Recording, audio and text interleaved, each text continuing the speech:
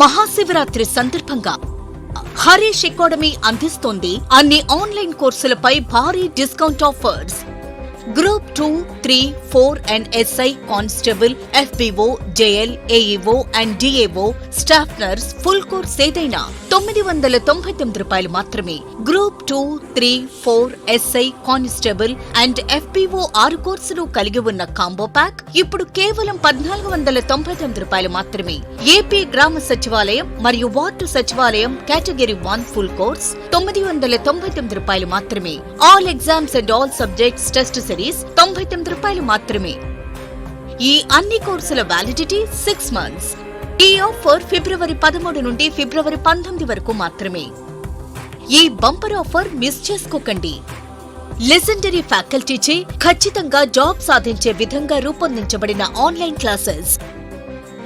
వెంటనే Google Play Store నుండి Harish academy app ను డౌన్లోడ్ చేసుకోండి. జాబ్ సాధించండి. Harish, the best academy. Phone 8341116915.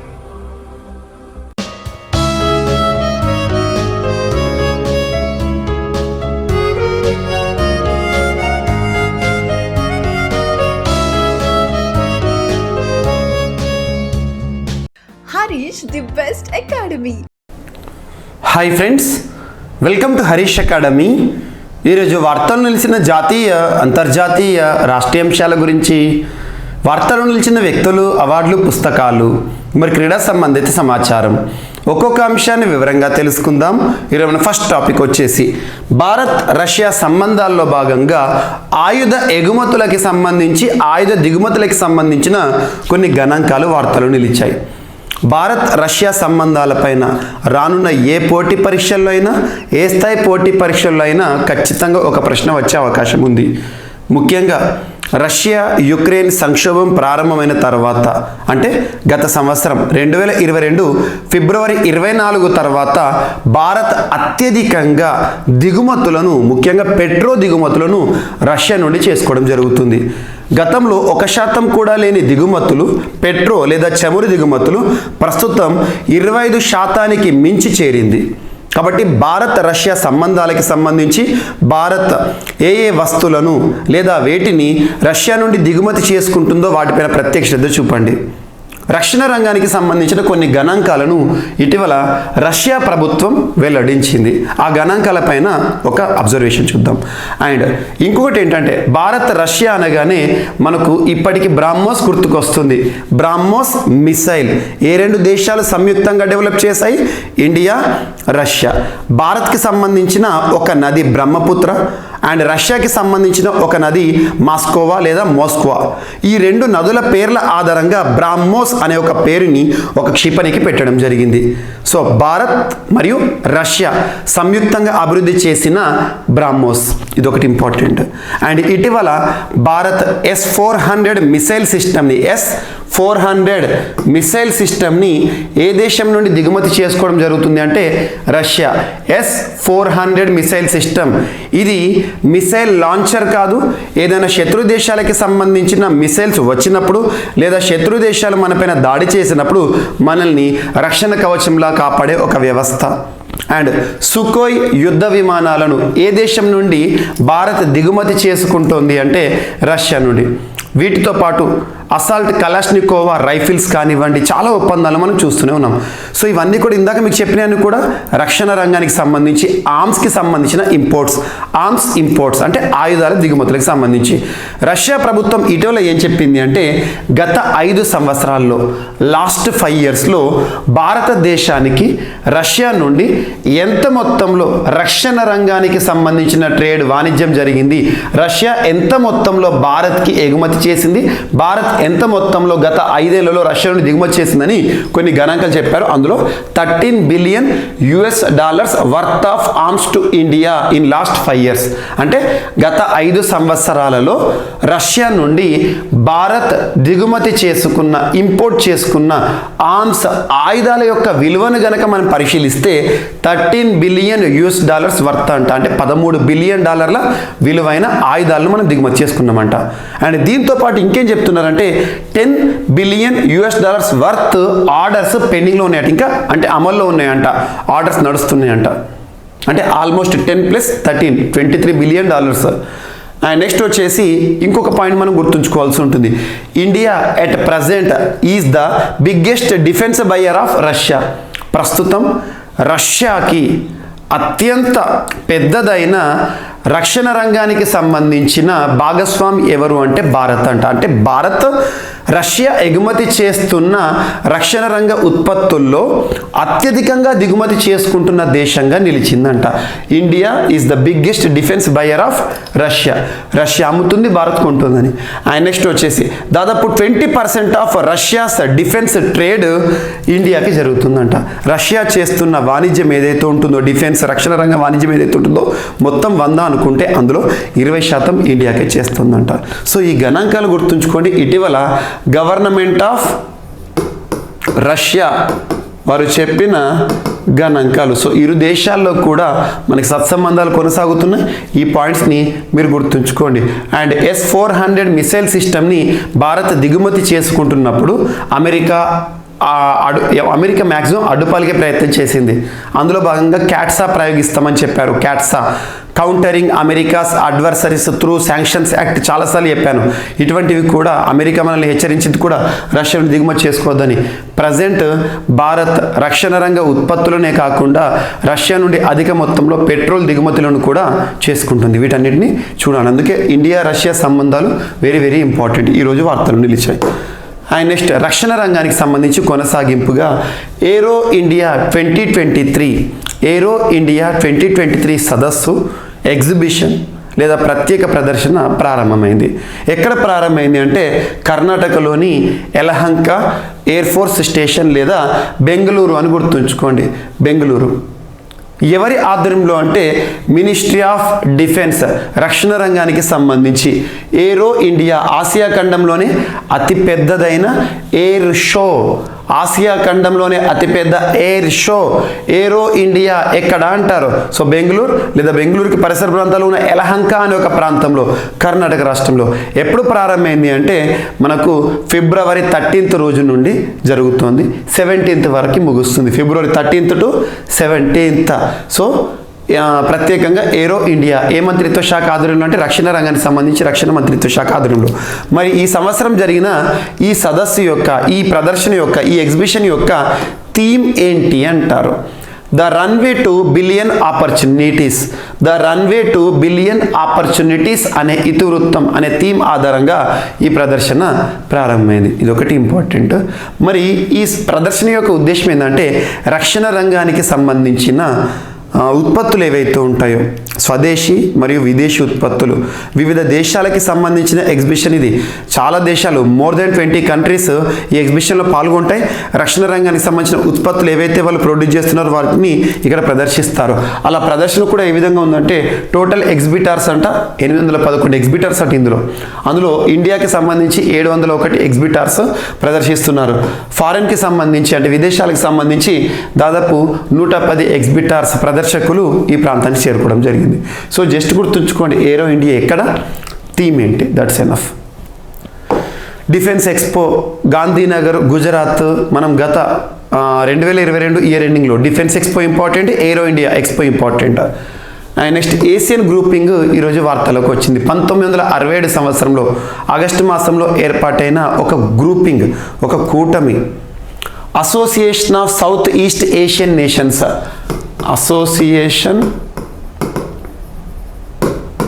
Of south east Asian nations. Association అంటే కూటమి. ఏ ప్రాంతంలోని కూటమి? ఆసియా ఖండంలోని సౌత్ ఈస్ట్ సైడ్లో ఉండే దేశాల కూటమి. ఈ కూటమి ఏ సంవత్సరంలో ఏర్పాటైంది? 1967 ఆగస్టు 8 రోజున ఏర్పాటైంది. హెడ్ క్వార్టర్ ప్రస్తుతం జకార్తా ఇండోనేషియా కేంద్రంగా పనిచేస్తుంది. ఏషియన్ కూటమిలో భారత సభ్యదేశమా కాదా అంటారు. సో కాదు, గుర్తుంచుకోండి. సో ఏషియన్ కూటమి, సార్క్, బ్రిక్స్, G20 ఇటువంటి వాటిపైన రానున్న పోటీ పరీక్షలు క్వశ్చన్స్ అడగబోయే అవకాశం ఉంటుంది. సో ఇక్కడ చూద్దాం. సో ఈ ఏషియన్ గ్రూపింగ్లో ఏ దేశాలు ఉంటాయంటే లావోస్, ఇక్కడ ఉంటుంది. So Vietnam, next Cambodia, Myanmar, Thailand, Singapore, Indonesia, Brunei and at the same time మనకి ఫిలిప్పీన్స్ గుర్తుంచుకోండి. సో ఏ దేశాలు ఏషియన్ గ్రూపింగ్లో సభ్యత్వ హోదాతో ఉంటాయి అని చెప్పేసి అడిగితే ఈ పేర్లు గుర్తుంచుకోండి, 10 నేమ్స్ గుర్తుంచుకోండి. అండ్ ఎందుకు ఈ ఏషియన్ గ్రూపింగ్ అనేది వార్తలోకి వచ్చిందంటే third Asian digital ministers meeting ఇటీవల ముగిసింది. థర్డ్ డిజిటల్ మినిస్టర్స్ మీటింగ్ మనకు పెద్ద సమస్య, దీనిపైన అడగబోయే అవకాశాలు తక్కువ. కాకపోతే ఏషియన్ కూటమిలో ఉన్న దేశాలేంటి, లేని దేశాలేంటి అని మాత్రం ఎగ్జామినేషన్లో క్వశ్చన్స్ అడిగే ఆస్కారం ఎక్కువగా ఉంటుంది, గుర్తుంచుకోండి. మరి దీని యొక్క థీమ్ ఏంటి, ఏదైనా సదస్సు ముగిసింది అంటే థీమ్ ఏంటి అంటున్నారు. ఉదాహరణకు తీసుకుంటే ఇటీవల G7 సదస్సు యొక్క ముగిసిన సదస్సు యొక్క థీమ్ ఏంటి, ఇటువంటి థీమ్స్ పైన ఫోకస్ చేస్తున్నాడు ఎగ్జామినర్. గడిచిన ఏపీకి సంబంధించిన ఎగ్జామినేషన్స్ కానీ తెలంగాణకు సంబంధించిన ఎగ్జామినేషన్స్ కానీ చూస్తే థీమ్స్ని ఎక్కువగా ఫోకస్ చేస్తున్నాడు, సదస్సులకు సంబంధించి, డేస్కి సంబంధించి. సో ఈ సదస్సు యొక్క theme, third Asian digital ministers meeting యొక్క థీమ్ ఏంటి అంటే synergy towards a sustainable digital future. థీమ్స్ని ఎప్పుడు నేను ఇంగ్లీష్లోనే చెప్తాను చూడండి, కారణం ఏంటంటే థీమ్స్ని ఇంగ్లీష్లోనే గుర్తుంచుకోవాలి. ఎగ్జామినేషన్ పాయింట్ ఆఫ్ వ్యూలో ట్రాన్స్లేషన్ పైన డిపెండ్ అవ్వకండి, ట్రాన్స్లేషన్లో చాలా తప్పులు వస్తున్నాయి.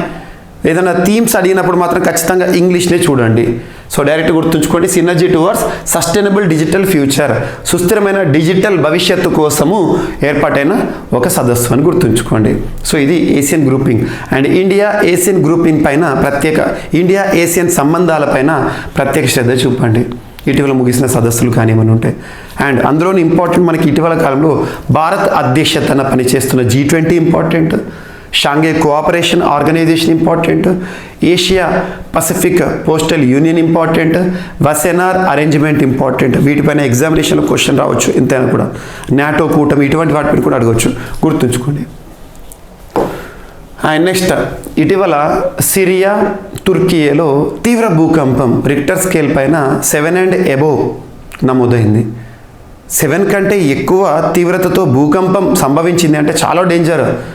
క్షతగాత్రులు దాదాపు 1000 మందిలో చూసాం మనం, 1000 మంది ప్రాణాలు కోల్పోయారు, ఆస్తి నష్టం, కోట్లలో ఆస్తి నష్టం జరిగింది.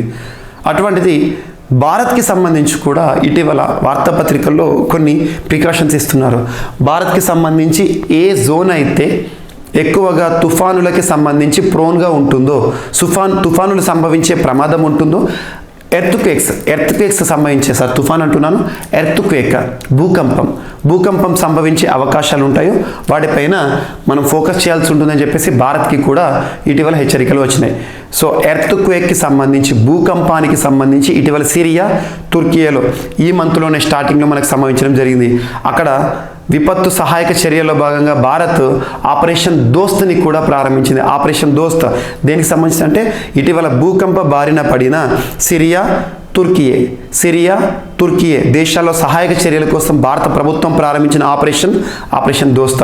సో ఇక్కడ మరి భారతదేశంలో భూకంపానికి సంబంధించి ఏ ప్రాంతాలు ఎక్కువగా మనకు చూస్తే ప్రోన్గా ఉన్నాయో చూద్దాం. భూకంపం, ఎర్త్క్వేక్, తుఫాన్లు కాదు, భూకంపం. సో ఇక్కడ చూద్దాము. సో సీస్మిక్ జోన్ 2 లో రిస్క్ జోన్ అంటే ఈ ప్రాంతాల్లో భూకంపాలు సంభవించే అవకాశాలు చాలా తక్కువ. మన తెలుగు ప్రాంతాలు కానివ్వండి, మన బార్డర్ స్టేట్స్ ఉంటాయి. And next seismic zone, seismology అంటే study of earthquakes. Seismic zone 3 moderate zone అంటే మరి అంతగా తీవ్రంగా భూకంపాలు సంభవించే ప్రాంతం కాదు, కొంత స్వల్ప మోతాదులో సంభవించే అవకాశాలు ఉంటాయి. ఆ ప్రాంతాన్ని మనం ఇక్కడ ఏ విధంగా చూడొచ్చు అంటే ఎల్లో కలర్లో, ఇక్కడ బ్లూ కలర్లో ఉంది సేఫ్ జోన్ అనుకోవచ్చు. ఎల్లో కలర్లో ఉంది ఏదైతే ఉంటుందో మోడరేట్గా రిస్క్, స్వల్ప మొత్తంలో కొంత risk. And next seismic zone 4 high risk zone. So seismic zone 4 అనేది మనకి ఇక్కడ ఈ కాషాయం రంగులో కనబడుతుంది కదా, ఈ ప్రాంతం ముఖ్యంగా హిమాలయ ప్రాంతం, ఆ ప్రాంతం వస్తుంది. నెక్స్ట్ జోన్ 5, సీస్మిక్ జోన్ 5 అనేది రెడ్ జోన్ అని చెప్పచ్చు. ఇక్కడ భూకంపం కనుక సంభవిస్తే చాలా డేంజర్. ఉదాహరణకు చూడండి, గుజరాత్ కానీ ఈ ప్రాంతాలు ఉంటాయి, మరియు north eastern states, hill areas, Himalayan ప్రాంతాలు ఎక్కువగా భూకంపాలు సంభవించే ప్రాంతాలు ఉంటాయి. ఇది మనకు సీస్మిక్ మ్యాప్ ఆఫ్ ఇండియా అంటారు. ఈ మ్యాప్ గురించి గత వారం రోజులుగా పేపర్లో చూపిస్తున్నారు. అండ్ భారతదేశంలో ఇటీవల సిరియా, తుర్కియేలో తీవ్ర భూకంపం సంభవించింది కదా, దాని కారణంగా మనకి ఎగ్జామినేషన్లో క్వశ్చన్స్ రావచ్చు. ఒక పాయింట్ ఎలివేట్ అయింది సిరియా, తుర్కియేకి సంబంధించి. మరి భారతదేశంలో కూడా గతంలో భూకంపం సంభవించిన సందర్భాలు ఉన్నాయి. ఏ సంవత్సరం అని అడగవచ్చు. కొన్ని ఇక్కడ మీకు నోట్ చేశాను. ఉదాహరణకు తీసుకుంటే ఇండియన్ ఓషన్లో, హిందూ మహాసముద్రంలో సంభవించిన భూకంపం తీవ్ర సునామీగా మారింది. ఏ సంవత్సరంలో? 2004 26 డిసెంబర్ రోజున చాలా డిజాస్టర్, ఇప్పటికి కూడా చరిత్రలో మనం మర్చిపోలేని భయానక విపత్తు. సో సునామీ సంభవించింది. సునామీ అంటే మనకు అండర్నీత్ ద సీ ఎర్త్ కంపించడం, ఎర్త్ క్వేక్. సో దాదాపు ఎంతమంది చనిపోయారంటే 2.8 lakhs కంటే ఎక్కువ, 2,83,106 మంది చనిపోవడం జరిగింది. ఏ ప్రాంతాలు ఇంపాక్ట్ అయినాయి అంటే west Coast of Sumatra, Indonesia, ఈ ప్రాంతాలు ఎక్కువగా విపత్తు సంభవించింది. దీని ఇంపాక్ట్ మన తమిళనాడు ఈ కోస్టల్ ప్రాంతాలకు కూడా పడింది. నెక్స్ట్ కాశ్మీర్ ప్రాంతంలో దాదాపు October 8, 2005 ఇయర్లో సంభవించిన ఎర్త్ క్వేక్. ఇందాకదేమో సునామీ ఏమో 9.1 to 9.3 రిక్టర్ స్కేల్ పైన తీవ్రత, రిక్టర్ స్కేల్. అండ్ ఇదేమో 7.6 మ్యాగ్నిట్యూడ్తో నమోదైన భూకంపం. 1,30,000 మంది క్షతగాతులయ్యారు. ఏ సంవత్సరం? 2005 కాశ్మీర్ ప్రాంతంలో. సో ముజఫరాబాద్ పాకిస్తాన్ అడ్మినిస్ట్రేటెడ్ కాశ్మీర్లో తీవ్రంగా ప్రభావం చూపించింది. అండ్ బీహార్, నేపాల్, మన బీహార్కి ఆనుకొని నేపాల్ ఉంటుంది దేశం, మన రాష్ట్రానికి సంబంధించి. సో దాదాపు 5th జనవరి 1934లో ఒక భూకంపం సంభవించింది. అందులో 30,000 మంది క్షతగాతులు అయ్యారు. అంటే రిక్టర్ స్కేల్ పైన 8.7 మ్యాగ్నిట్యూడ్తో భూకంపం సంభవించింది. ఏ ప్రాంతం అంటే సౌత్ ఆఫ్ మౌంట్ ఎవరెస్ట్ ప్రాంతంలో సంభవించింది. నెక్స్ట్ గుజరాత్లో 2001 బుర్జ్ ఎర్త్ కేక్ అంటాం మనం, కచ్ ప్రాంతంలో దాదాపు 20,000 మంది క్షతగాతులు అయ్యారు, రిక్టర్ స్కేల్ పైన 7.7 తీవ్రతతో. నెక్స్ట్ కాంగ్రా వ్యాలీలో మనకి 1905లో సంభవించింది, 20,000 మంది చనిపోయారు, 7.8 magnitude on Richter scale, Himalayas ప్రాంతంలో. ఇవన్నీ భూకంపాలకు సంబంధించి.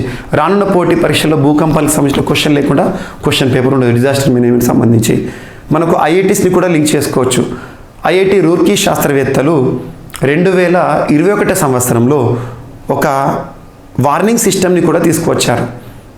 భూకంప అలర్ట్ యాప్ అని చెప్పేసి, భూకంప అలర్ట్ యాప్ ఏఐఐటి వారు రూపొందించారు.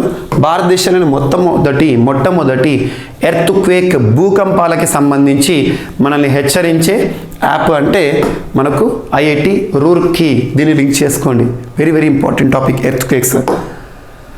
అండ్ నెక్స్ట్ సూసైడ్స్కి సంబంధించి గత 3 ఏళ్లలో జరిగిన సూసైడ్స్ అని చెప్పేసి నేషనల్ క్రైమ్ రికార్డ్స్ బ్యూరోకి సంబంధించిన గణాంకాలను కేంద్ర మంత్రిగా విధులు నిర్వర్తిస్తున్న, కార్మిక శాఖ మంత్రిగా విధులు నిర్వర్తిస్తున్న భూపేంద్ర యాదవ్ గారు పార్లమెంట్లో ప్రస్తుతం ప్రశ్నోత్తరాల సమయంలో ఇచ్చిన సమాధానం. ఇటువంటి నివేదికల పైన లేదా ప్రశ్నోత్తరాల సమయంలో సమాధానాలపైన ఎగ్జామినేషన్ క్వశ్చన్ అడగవచ్చు. చూద్దాం. గత 3 ఏళ్లలో 1,00,000కు పైగా వేతన జీవులు ఆత్మహత్య చేసుకున్నారని చెప్పేసి భూపేంద్ర యాదవ్ కేంద్ర మంత్రి గారు చెప్పారు. అందులో అసంఘటిత రంగానికి సంబంధించి 1.12 లక్షల మంది, వీరందరూ కూడా అసంఘటిత రంగానికి సంబంధించిన వారు ఆత్మహత్య చేసుకున్నారు. సో ఫస్ట్ సెంటెన్స్కి కంటిన్యూషన్. ఎన్సీఆర్బీ గణాంకాలను కనుక అబ్జర్వ్ చేస్తే మంత్రి గారు చెప్పిన సమాధానం చూస్తే 66,912 మంది, వీళ్ళందరూ అసంఘటిత అంటే నమోదు కానీ 66,912 మంది గృహిణులు ఆత్మహత్య చేసుకున్నారు. 53,661 మంది స్వయం ఉపాధి పొందేవారు ఆత్మహత్య చేసుకున్నారు.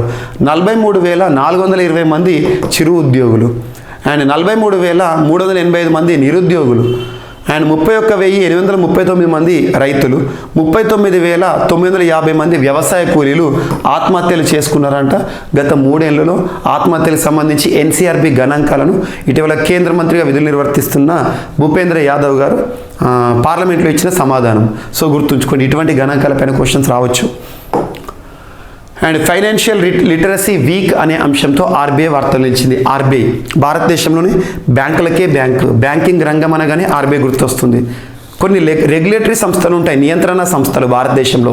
ఉదాహరణకు బ్యాంకింగ్ రంగంలో రెగ్యులేటరీ అంటే ఆర్బీఐ. భారతదేశంలో బ్యాంకులకే బ్యాంకింగ్ వ్యవస్థ మొత్తాన్ని నిర్వహించేది, నియంత్రించేది ఆర్బీఐ, రెగ్యులేటరీ బాడీ. అదే షేర్ మార్కెట్, స్టాక్ మార్కెట్ అన్నాం అనుకోండి, రెగ్యులేటరీ బాడీ నియంత్రించేది, నిర్వహించేది ఏ సంస్థ అంటే SEBI, securities exchange board of India, SEBI. అదే బీమా రంగం అనుకోండి, insurance regulatory development authority of India, బీమా రంగానికి సంబంధించింది. And TRAI, telecom authority of India, telecom regulatory authority of India, భారతదేశంలో టెలికాం రంగానికి సంబంధించి నిర్వహణ నియంత్రణ సంస్థ. ఇప్పుడు మనకు ఆర్బీఐ వార్తలకు వచ్చింది. ఆర్బీఐ ఫిబ్రవరి 2, 3 వీక్స్ని ఫినాన్షియల్ లిటరసీ వీక్గా సెలబ్రేట్ చేస్తుంది. ఫినాన్షియల్ లిటరసీ అంటే ఫినాన్షియల్ ఆర్థికపరమైన లిటరసీ అక్షరాస్యతను కల్పించడానికి ఉద్దేశించిన వారోత్సవాలు. ఫినాన్షియల్ లిటరసీ వీక్ 2023 ఏ డేట్స్ మధ్యలో అంటే సో మొన్నటి రోజున ఫిబ్రవరి 13కి ప్రారంభమైంది, ఫిబ్రవరి 17th వరకు, 13th, 14th, 15th, 16th, 17. So ఈ రోజుల పాటు జరిగే ఫినాన్షియల్ లిటరసీ వీక్లో ఆర్బీఐ ఏం చేస్తుందంటే దేశంలో ముఖ్యంగా యువతకు కానీ ప్రతి పౌరుడికి కానీ ఆర్థిక రంగానికి సంబంధించి బ్యాంకింగ్ అవేర్నెస్కి సంబంధించి ప్రత్యేకమైన కార్యక్రమాలను నిర్వహించడం. ఇక్కడ థీమ్ అడగవచ్చు. ఈ సంవత్సరం ఆర్బీఐ నిర్వహించిన ఫినాన్షియల్ లిటరసీ వీక్ యొక్క థీమ్ ఏంటి అంటే good financial behaviour your saviour. So సురక్షితమైన ఫినాన్షియల్ బిహేవియర్ అనేది మనల్ని కాపాడుతుంది. సో తెలుగులో గుర్తుంచుకోకండి, ఇంగ్లీష్లో గుర్తుంచుకోండి. That's enough. Reserve bank of ఇండియాకి సంబంధించిన అంశం. And next Wolf prize laureates వార్తలోకి వచ్చారు. అవార్డ్స్ పైన ఖచ్చితంగా క్వశ్చన్ రావచ్చు. నోబెల్ అండ్ పద్మ పురస్కారాలు ఇవి పక్క చూడండి, రామన్ మెగ్సెసే. దాంతోపాటు చాలామందికి ఒక పురస్కారం గురించి తెలియదు. వుల్ఫ్ ప్రైజ్ ఇజ్రాయెల్కి సంబంధించిన పురస్కారము. సో ప్రతిష్టాత్మక పురస్కారం వుల్ఫ్ ఫౌండేషన్ ప్రతి సంవత్సరం కూడా ప్రదానం చేసే పురస్కారాలు. ఈ సంవత్సరం పురస్కార గ్రహీతల పేర్లు గుర్తుంచుకోండి. సేమ్ యాజ్ నోబెల్ పురస్కారాలాగానే వివిధ రంగాలు ఉంటాయి.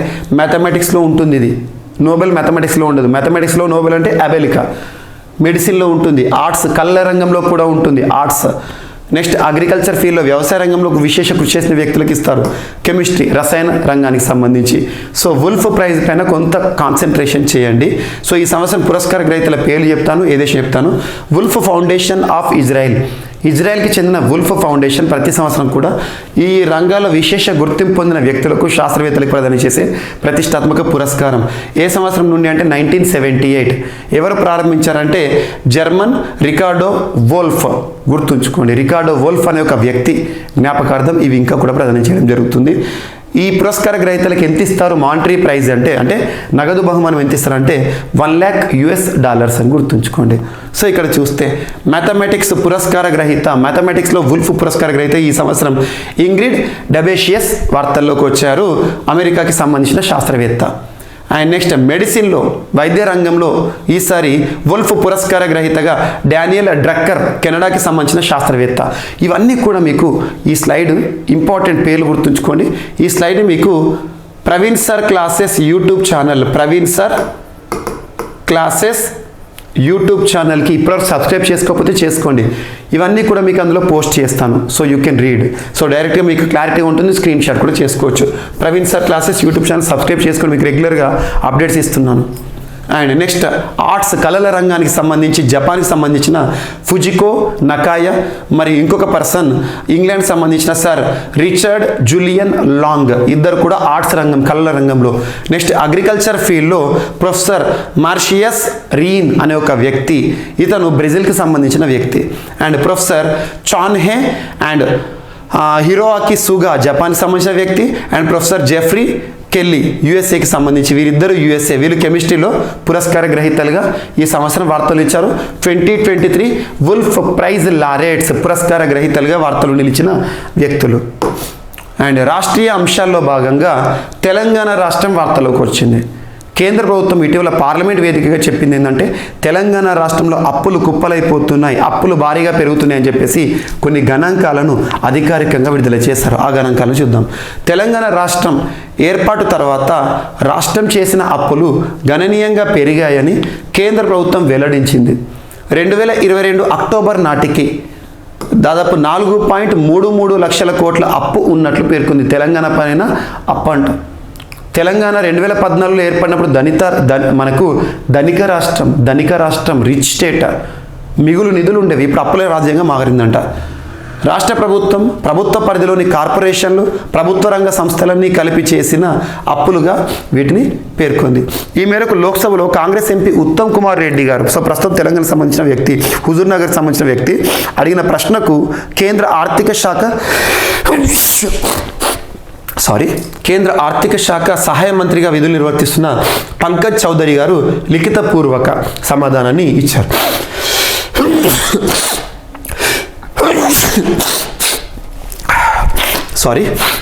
రాష్ట్ర ప్రభుత్వం చేస్తున్న అప్పులు ఏటా పెరుగుతూనే ఉన్నాయని పేర్కొనడం జరిగింది.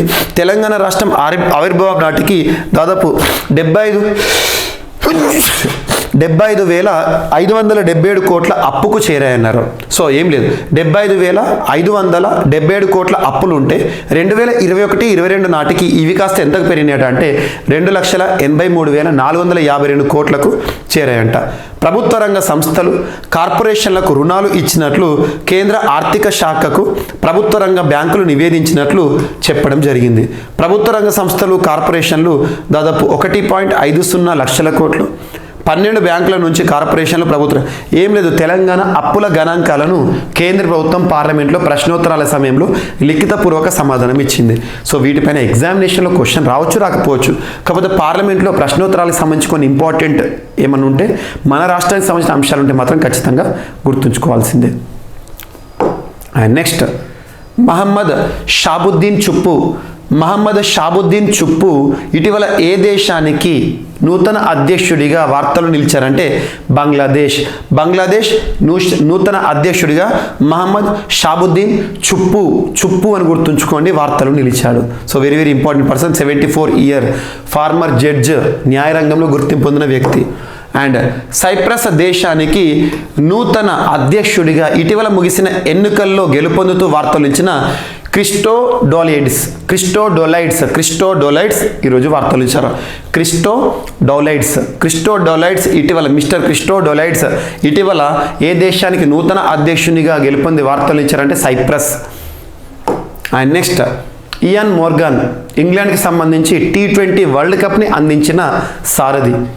అన్ని ఫార్మాట్ల నుండి అంతర్జాతీయ క్రికెట్కు వీడ్కోలు పలుకుతూ వార్తలు ఇచ్చారు. గత సంవత్సరంలోనే మనం టెస్ట్, వన్ డేస్ ఇవన్నీ చూసాం. సో ఈసారి ఏమన్నారు ఇంకా T20 కూడా. ఇక అంతర్జాతీయ క్రికెట్కి వీడ్కోలు పలుకుతూ వార్తలు నిలిచిన ఇయాన్ మోర్గాన్ 36 ఇయర్స్ ఆఫ్ ఏజ్లో. So Eoin Morgan poses with the world cup trophy after 2019 victory. So 2019 world కప్ని ఇంగ్లాండ్ గెలుచుకుంది 2019 వరల్డ్ కప్ని. ఆ వరల్డ్ కప్ని గెలుపొందడంలో కీలక పాత్ర పోషించిన వ్యక్తి ఇయాన్ మోర్గాన్, గుర్తుంచుకోండి. సో రిటైర్మెంట్ ప్రకటిస్తూ వార్తలకు వచ్చాడు. సో ఈరోజు ర్యాపిడ్గా కనుక చూస్తే ఇండియా రష్యా సంబంధాలు వార్తలు నిలిచాయి.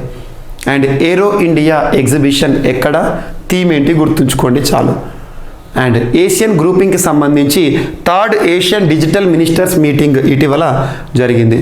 And seismic zone of India map. And భారతదేశంలో ఆత్మహత్యలు గత 3 ఏళ్లలో ఏ విధంగా ఉన్నాయి అని చెప్పేసి అసంఘటిత రంగానికి సంబంధించి. ఫినాన్షియల్ లిటరసీ వీక్ 2023 ఆర్బీఐకి సంబంధించి. అండ్ ప్రొఫెసర్ మనకి వోల్ఫ్ ప్రైజ్ పురస్కార గ్రహీతలు ఈ సంవత్సరానికి సంబంధించి. అండ్ తెలంగాణ రాష్ట్రం యొక్క అప్పులు పెరుగుతున్నాయని కేంద్ర ప్రభుత్వం ఇచ్చిన ప్రశ్నోత్తరాల సమయంలో సమాధానం.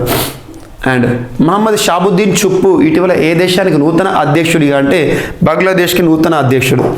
అండ్ సైప్రస్ దేశానికి నూతన అధ్యక్షుడిగా వార్తలు ఇచ్చిన క్రిస్టో డోలైడ్స్. అండ్ ఇయాన్ మోర్గాన్ అంతర్జాతీయ క్రికెట్కు వీడ్కోలు పలుకుతూ వార్తలు నిలిచాడు. సో ఇవి ఫ్రెండ్స్ ఈరోజు వార్తలు నిలిచిన అంశాలు. మిస్లేనియస్ అంశాలు ఏమైనా మిగిలిపోతే మాత్రం రేపటి క్లాస్లో జోడించి మళ్ళీ నేర్చుకుందాం. రేపు కలుద్దాం. Thank you.